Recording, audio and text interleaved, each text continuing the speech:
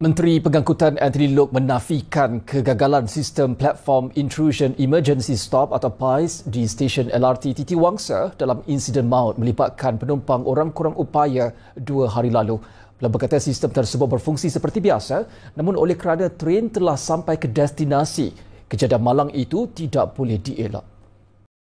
I do not think it's fail. Dia kadang-kala kalau ada apa-apa terjatuh, sistem tu akan shut. Tapi kebetulan train tu sampai. So dia tak sempat untuk terus shut down. So ini bukannya sebab sistem gagal. Beliau berkata demikian dalam sidang media selepas Majlis Pelancaran Bas.my Ipoh pada Isnin. Sabtu lalu seorang lelaki OKU perlihatan maut digilis train selepas terjatuh di kawasan landasan LRT Titi Wangsa.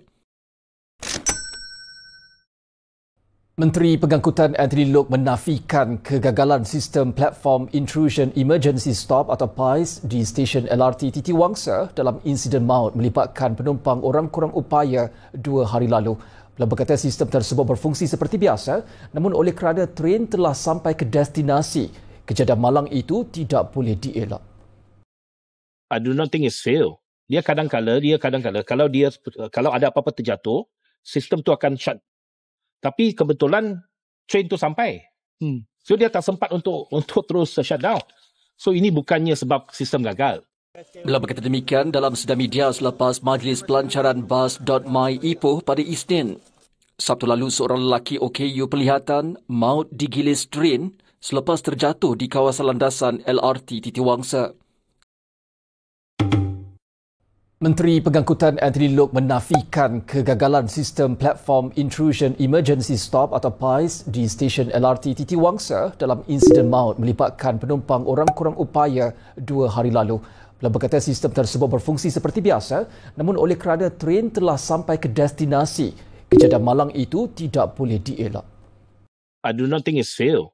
Dia kadang-kala kalau ada apa-apa terjatuh, sistem tu akan shut. Tapi kebetulan train tu sampai. So dia tak sempat untuk terus shut down.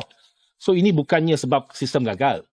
Beliau berkata demikian dalam sidang media selepas Majlis Pelancaran Bas.my Ipoh pada Isnin. Sabtu lalu seorang lelaki OKU perlihatan maut digilis train selepas terjatuh di kawasan landasan LRT Titi Wangsa.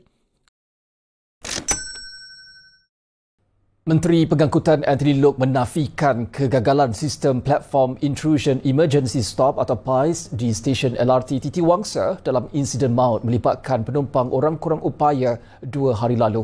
Beliau berkata sistem tersebut berfungsi seperti biasa, namun oleh kerana train telah sampai ke destinasi, kejadian malang itu tidak boleh dielak.